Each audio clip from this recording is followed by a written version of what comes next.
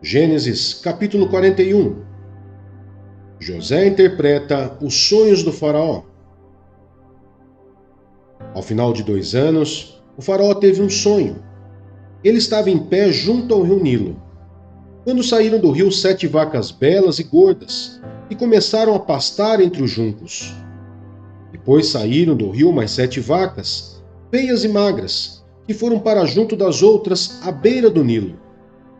Então as vacas feias e magras comeram as 7 vacas belas e gordas. Nisso o faraó acordou. Tornou a adormecer e teve outro sonho. 7 espigas de trigo, graúdas e boas, cresciam no mesmo pé. Depois brotaram outras 7 espigas, mirradas e ressequidas pelo vento leste. As espigas mirradas engoliram as 7 espigas graúdas e cheias. Então o faraó acordou. Era um sonho. Pela manhã, perturbado, mandou chamar os magos e sábios do Egito e lhes contou os sonhos, mas ninguém foi capaz de interpretá-los. Então o chefe dos copeiros disse ao faraó: Hoje me lembro de minhas faltas. Certa vez o faraó ficou irado com os seus 2 servos e mandou prender-me junto com o chefe dos padeiros, na casa do capitão da guarda. Certa noite, cada um de nós teve um sonho, e cada sonho tinha uma interpretação. Pois bem, havia lá conosco um jovem hebreu, servo do capitão da guarda. Contamos a ele os nossos sonhos, e ele os interpretou, dando a cada um de nós a interpretação do seu próprio sonho. E tudo aconteceu conforme ele nos dissera. Eu fui restaurado à minha posição e o outro foi enforcado. O faraó mandou chamar José e foi trazido depressa do calabouço. Depois de se barbear e trocar de roupa, apresentou-se ao faraó. O faraó disse a José: Tive um sonho que ninguém consegue interpretar, mas ouvi falar que você, ao ouvir um sonho, é capaz de interpretá-lo. Respondeu-lhe José: Isto não depende de mim, mas Deus dará ao faraó uma resposta favorável. Então o faraó contou o sonho a José. Sonhei que estava em pé à beira do Nilo, quando saíram do rio 7 vacas, belas e gordas, que começaram a pastar entre os juncos. Depois saíram outras 7, raquíticas, muito feias e magras. Nunca vi vacas tão feias em toda a terra do Egito. As vacas magras e feias comeram as 7 vacas gordas que tinham aparecido primeiro. Mesmo depois de havê-las comido, não parecia que o tivessem feito, pois continuavam tão magras como antes. Então acordei. Depois tive outro sonho. Vi 7 espigas de cereal, cheias e boas, que cresciam no mesmo pé. Depois delas, brotaram outras 7, murchas e mirradas, ressequidas pelo vento leste. As espigas magras engoliram as 7 espigas boas. Contei isso aos magos, mas ninguém foi capaz de explicá-lo. O faraó teve um único sonho, disse-lhe José. Deus revelou ao faraó o que ele está para fazer. As 7 vacas boas são 7 anos, e as 7 espigas boas são também 7 anos. Trata-se de um único sonho. As 7 vacas magras e feias que surgiram depois das outras, e as 7 espigas mirradas, queimadas pelo vento leste, são 7 anos. Serão 7 anos de fome. É exatamente como eu disse ao faraó. Deus mostrou ao faraó aquilo que ele vai fazer. 7 anos de muita fartura estão para vir sobre toda a terra do Egito. Mas depois virão 7 anos de fome. Então todo o tempo de fartura será esquecido, pois a fome arruinará a terra. A fome que virá depois será tão rigorosa que o tempo de fartura não será mais lembrado na terra. O sonho veio ao faraó 2 vezes, porque a questão já foi decidida por Deus, que se apresse em realizá-la. Procure agora o faraó um homem criterioso e sábio e coloque-o no comando da terra do Egito. O faraó também deve estabelecer supervisores para recolher 1/5 da colheita do Egito durante os 7 anos de fartura.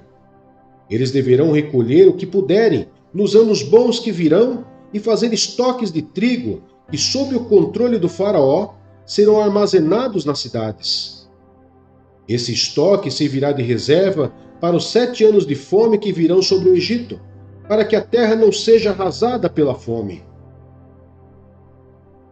José no governo do Egito.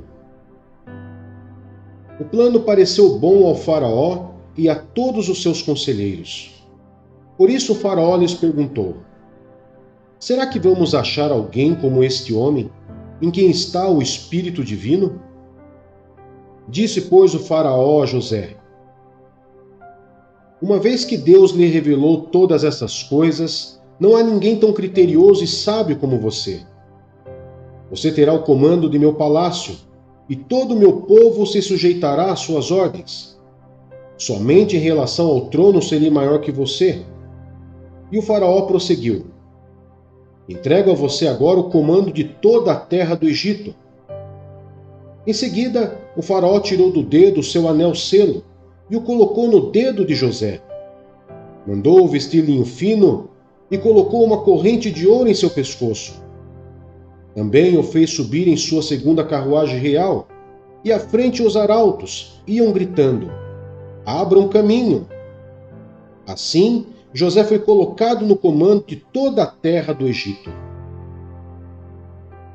Disse ainda o faraó a José: eu sou o faraó, mas sem a sua palavra ninguém poderá levantar a mão nem o pé em todo o Egito. O faraó deu a José o nome de Zafenate-Paneia. Ele deu por mulher Asenate, filha de Potífera, sacerdote de On. Depois, José foi inspecionar toda a terra do Egito. José tinha 30 anos de idade quando começou a servir ao faraó, rei do Egito. Ele se ausentou da presença do faraó e foi percorrer todo o Egito.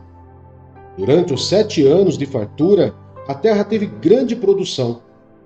José recolheu todo o excedente dos 7 anos de fartura no Egito e o armazenou nas cidades. Em cada cidade ele armazenava o trigo colhido nas lavouras das redondezas. Assim, José estocou muito trigo, como a areia do mar. Tal era a quantidade que ele parou de anotar, porque ia além de toda a medida. Antes dos anos de fome, Asenate, filha de Potífera, sacerdote de On, deu a José 2 filhos. Ao primeiro, José deu o nome de Manassés, dizendo: Deus me fez esquecer todo o meu sofrimento e toda a casa de meu pai. Ao segundo filho, chamou Efraim, dizendo: Deus me fez prosperar na terra onde tenho sofrido. Assim chegaram ao fim os 7 anos de fartura no Egito, e começaram 7 anos de fome, como José tinha predito. Houve fome em todas as terras, mas em todo o Egito havia alimento. Quando todo o Egito começou a sofrer com a fome, o povo clamou ao faraó por comida.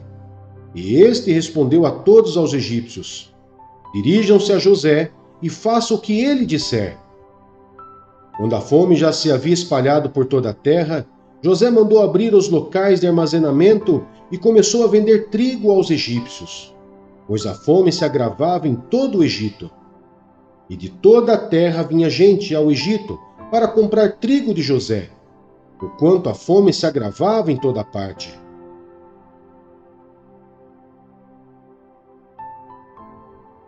Marcos capítulo 11. A entrada triunfal.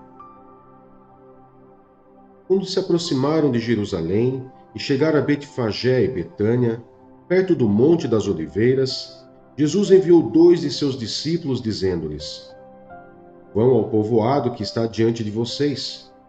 Logo que entrarem, encontrarão um jumentinho amarrado, no qual ninguém jamais montou. Desamarrem-no e tragam-no aqui. Se alguém lhes perguntar: por que vocês estão fazendo isso? Digam-lhe: o Senhor precisa dele e logo o devolverá. Eles foram e encontraram um jumentinho na rua, amarrado a um portão. Enquanto o desamarravam, alguns dos que ali estavam lhes perguntaram: O que vocês estão fazendo, desamarrando este jumentinho? Os discípulos responderam como Jesus lhes tinha dito, e eles os deixaram ir. Trouxeram o jumentinho a Jesus, puseram sobre ele os seus mantos, e Jesus montou. Muitos estenderam seus mantos pelo caminho, outros espalharam ramos que haviam cortado nos campos. Os que iam adiante dele e os que o seguiam gritavam: Hosana, bendito é o que vem, em nome do Senhor. Bendito é o reino vindouro de nosso pai Davi, Hosana nas alturas. Jesus entrou em Jerusalém e dirigiu-se ao templo. Observou tudo à sua volta e, como já era tarde, foi para Betânia com os 12. Jesus purifica o templo. No dia seguinte, quando estavam saindo de Betânia, Jesus teve fome. Vendo à distância uma figueira com folhas, foi ver se encontraria nela algum fruto. Aproximando-se dela, nada encontrou, a não ser folhas, porque não era tempo de figos. Então lhe disse: Ninguém mais coma de seu fruto. E os seus discípulos ouviram-no dizer isso. Chegando a Jerusalém, Jesus entrou no templo e ali começou a expulsar os que estavam comprando e vendendo. Derrubou as mesas dos cambistas e as cadeiras dos que vendiam pombas, e não permitia que ninguém carregasse mercadorias pelo templo. E os ensinava, dizendo: Não está escrito: A minha casa será chamada casa de oração para todos os povos? Mas vocês fizeram dela um covil de ladrões. Os chefes dos sacerdotes e os mestres da lei ouviram essas palavras e começaram a procurar uma forma de matá-lo, pois o temiam, visto que toda a multidão estava maravilhada com seu ensino. Ao cair da tarde, eles saíram da cidade. A figueira seca. De manhã, ao passarem, viram a figueira seca desde as raízes.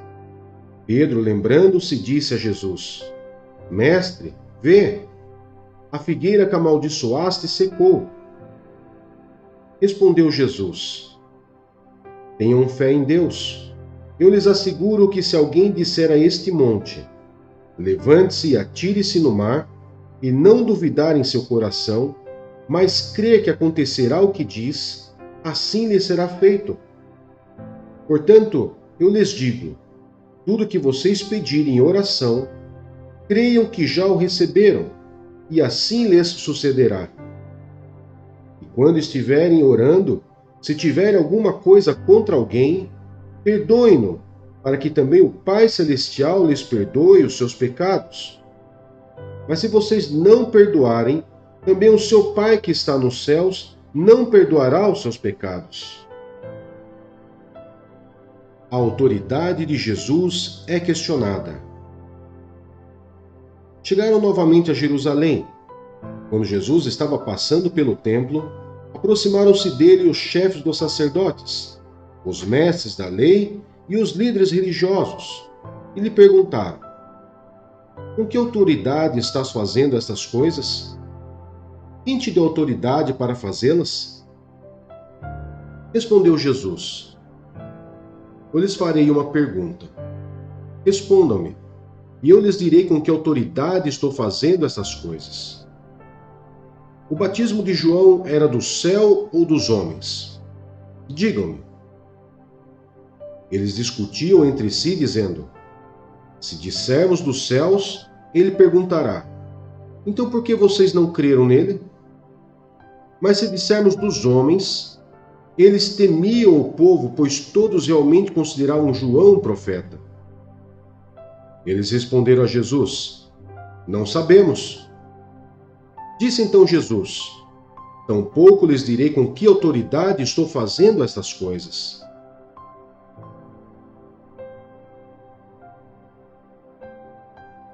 Jó, capítulo 7. Não é pesado o labor do homem na terra? Seus dias não são como os de um assalariado?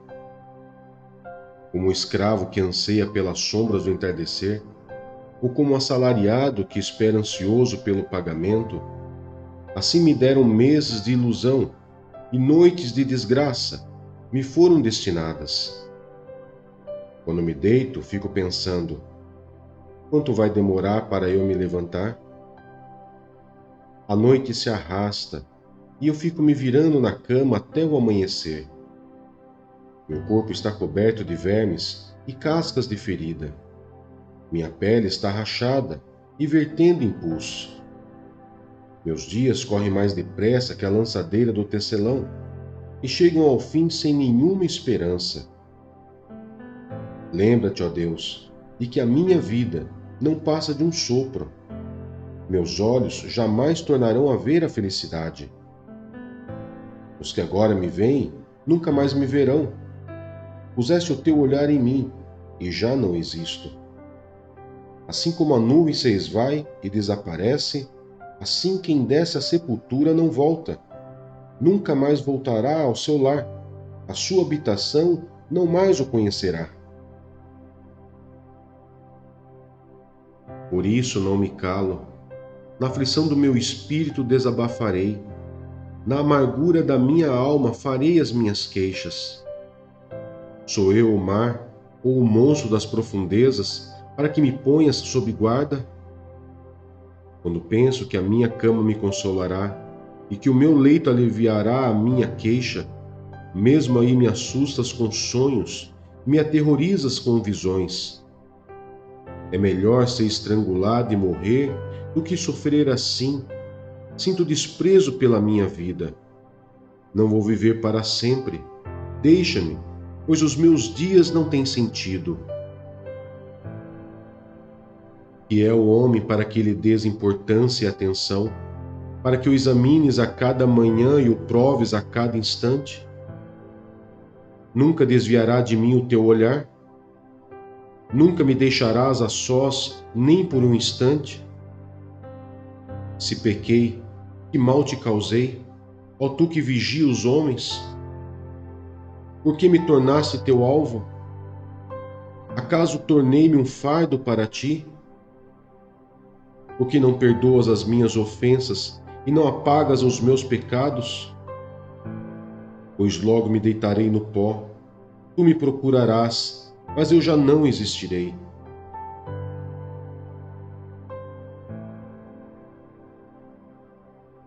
Romanos, capítulo 11. O remanescente de Israel. Pergunto, pois, acaso Deus rejeitou o seu povo? De maneira nenhuma. Eu mesmo sou israelita, descendente de Abraão, da tribo de Benjamim. Deus não rejeitou o seu povo, o qual de antemão conheceu. Ou vocês não sabem como Elias clamou a Deus contra Israel, conforme diz as Escrituras? Senhor, mataram os teus profetas e derrubaram os teus altares. Sou o único que sobrou e agora estão procurando matar-me. E qual foi a resposta divina? Reservei para mim 7.000 homens que não dobraram os joelhos diante de Baal. Assim, hoje também há um remanescente escolhido pela graça. E se é pela graça, já não é mais pelas obras. Se fosse, a graça já não seria graça. Que dizer então? Israel não conseguiu aquilo que tanto buscava, mas os eleitos o obtiveram. Os demais foram endurecidos, como está escrito. Deus lhe deu um espírito de atordoamento, olhos para não ver e ouvidos para não ouvir, até o dia de hoje. E Davi diz: que a mesa deles se transforme em laço e armadilha, pedra de tropeço e retribuição para eles. Escureçam-se os seus olhos para que não consigam ver, e suas costas fiquem encurvadas para sempre. Os ramos enxertados. Novamente pergunto: acaso tropeçaram para que ficassem caídos? De maneira nenhuma. Ao contrário, por causa da transgressão deles, veio salvação para os gentios, para provocar ciúmes em Israel. Mas se a transgressão deles significa riqueza para o mundo, e o seu fracasso, riqueza para os gentios, quanto mais significará a sua plenitude? Estou falando a vocês, gentios. Visto que sou apóstolo para os gentios, exalto o meu ministério na esperança de que, de alguma forma, possa provocar ciúmes em meu próprio povo e salvar alguns deles. Pois se a rejeição deles é a reconciliação do mundo, o que será a sua aceitação, senão vida dentre os mortos? Se é santa a parte da massa, que é oferecida como primeiros frutos, toda a massa também o é. Se a raiz é santa, os ramos também o serão. Se alguns ramos foram cortados, e você, sendo oliveira brava, o enxertado entre os outros, e agora participa da seiva que vem da raiz da oliveira cultivada, não se glorie contra esses ramos. Se o fizer, saiba que não é você quem sustenta a raiz, mas a raiz a você. Então você dirá: os ramos foram cortados, para que eu fosse enxertado. Está certo. Eles, porém, foram cortados devido à incredulidade, e você permanece pela fé. Não se orgulhe, mas tema, pois se Deus não poupou os ramos naturais, também não poupará você. Portanto, considere a bondade e a severidade de Deus. Severidade para com aqueles que caíram, mas bondade para com você, desde que permaneça na bondade dele. De outra forma, você também será cortado. E quanto a eles, se não continuarem na incredulidade, serão enxertados, pois Deus é capaz de enxertá-los outra vez. Afinal de contas, se você foi cortado de uma oliveira brava por natureza e de maneira antinatural, ou enxertado numa oliveira cultivada, quanto mais serão enxertados os ramos naturais em sua própria oliveira? Todo Israel será salvo. Irmãos, não quero que ignore este mistério, para que não se tornem presunçosos. Israel experimentou um endurecimento em parte, até que chegue a plenitude dos gentios. E assim, todo Israel será salvo, como está escrito: virá de Sião o Redentor, que desviará de Jacó a impiedade. E esta é a aliança com eles quando eu remover os seus pecados. Quanto ao Evangelho, eles são inimigos por causa de vocês, mas quanto à eleição, são amados por causa dos patriarcas. Pois os dons e o chamado de Deus são irrevogáveis, assim como vocês que antes eram desobedientes a Deus, mas agora receberam misericórdia, graças à desobediência deles. Assim também agora eles se tornaram desobedientes, fim de que também recebam agora misericórdia, graças à misericórdia de Deus para com vocês. Pois Deus colocou todos sob a desobediência, para exercer misericórdia para com todos. Hino de louvor a Deus. Ó profundidade da riqueza, da sabedoria e do conhecimento de Deus! Como insondáveis são os seus juízos e inescrutáveis os seus caminhos! Quem conheceu a mente do Senhor? Ou quem foi o seu conselheiro? Quem primeiro lhe deu para que ele o recompense? Pois dele, por ele e para ele são todas as coisas. A ele seja a glória para sempre. Amém.